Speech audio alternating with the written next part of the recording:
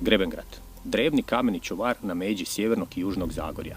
Najveći je to burg sjeverozapadne Hrvatske i nakon stoljeća propadanja konačno je dočekao svoju novu mladost.